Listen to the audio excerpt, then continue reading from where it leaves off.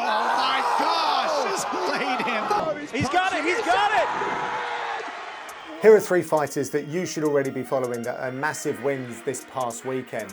I'm UFC commentator John Gooden, and first up, I want to talk about London's Mario Pinto, who certainly made his mark on the UFC heavyweight division in the Apex on Saturday night, earning a blistering knockout in his UFC debut that stretched his professional record to an unblemished 10-0. After coming under significant pressure in the first round, Pinto returned to his corner and was expertly guided by Fight Zone London's head coach Stuart Austin, who course-corrected his man for the second round, where he landed a clinical hook-cross combination to fell Austin Lane. Now that left hook is absolute money and has earned him 2 wins in the UFC Apex now. Better still for Pinto, he trousered a $50,000 bonus for his efforts. Born in Portugal, raised in London, and at just 26 years young, Europe definitely has another heavyweight prospect to get behind in the UFC. Next up is Liverpool's new generation fighting star, the FCC poster boy, the reigning featherweight champion, the Pink Panther, 22-year-old Curtis Campbell.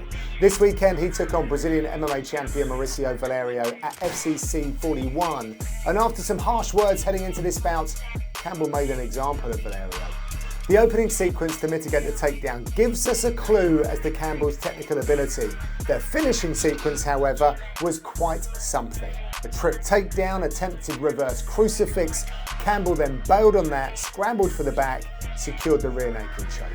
Campbell is now undefeated in 1,913 days and counting. The latest win stands him at 7-0, I believe, and with the expertise of the KC Fight Base and the full support of his family, including his father, who is ever present in his career, Campbell is a superstar in the making. I'm keen to see whether the UFC will pick him up for Dana White's Contender Series or give him a UFC contract straight out of the gates. Also shining in Bolton on the weekend was 26-year-old Callum Connor. The Manchester top team product did it again and extended his unbeaten record to 7-0. At FCC, he fought a man I have a lot of admiration and respect for, MMA veteran Chris Stringer. 30-fight pro, black belt grappler, former Team Cowboy member alongside Tom Aspinall, Darren Till, Mike Grundy, just to mention a few. Stringer is a legit test for any lightweights. Connor got the job done. Showing the precision of a watchmaker, Connor uses long-range weapons, mid-range elbows and knees, and can fall back on solid takedown defense.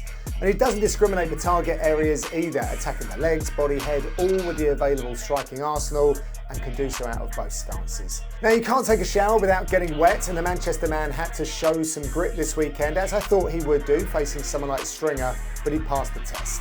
The marketable man from Manchester turned up with an all-star corner flanked by coach Carl Prince, top-ranked UFC featherweight Lerone Murphy, and rising top European featherweight Jordan Barton. Connor is an exciting man to watch, and we'll hopefully see him in Dana White's Contender Series this summer.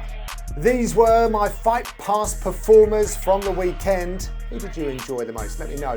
You could have watched all of these men fight live on UFC Fight Pass. Please go back and check out some of their outstanding fights on the UFC Fight Pass platform.